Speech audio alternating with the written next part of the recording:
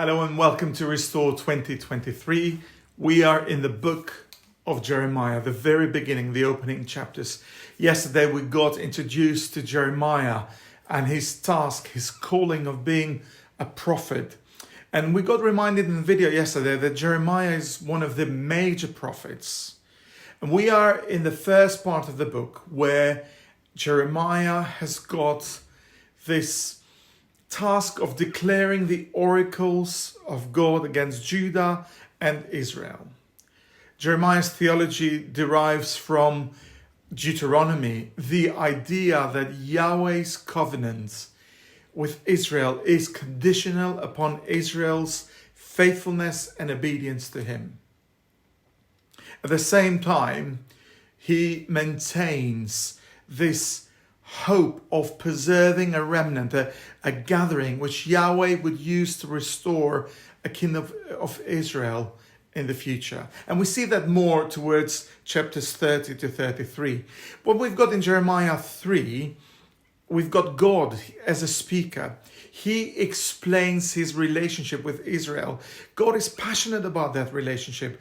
And Jeremiah shows us that God, who's deeply concerned about this, and he's deeply concerned about the status of his own people. Now, God relates that he's surprised and shocked by their faithlessness and betrayal. God, against his better judgment, wishes to still maintain this relationship with Israel. So the entire text is an attempt to actually salvage what is left of his people. The text ends with good expectations for future reconciliation, expectations in which actually the backslidden Israel comes to God. Then we move on to Jeremiah 4. We see that the prophet is conveying vivid images of the enemy from the north. And actually it's presented as an immediate he's the eyewitness of the account. It's quite immediate. And Jeremiah's first sermon was one of the condemnation to the backsliding Israel. The second one gave an invitation to come to God, to return to me, says Yahweh. And the third one is of judgment. And actually, this is talking about the coming judgment based on God's wrath about his people because of their rebellion, because of their hardness, because of their sin. And again, God's promise to respond positively if Israel and Judah will indeed come to him, verses 1 to 4. Now, the Lord tells the people to head to Jerusalem, but their repentance had to be not superficial. It had to be genuine. Jeremiah uses three symbols to describe the coming judgment. He uses the symbol of the lion, the wind, and the watchers. And this is the Babylonian invaders from the north. And Jeremiah responds to the news that the Babylonian invasion, although it's a reality, he is in pain, he's in agony.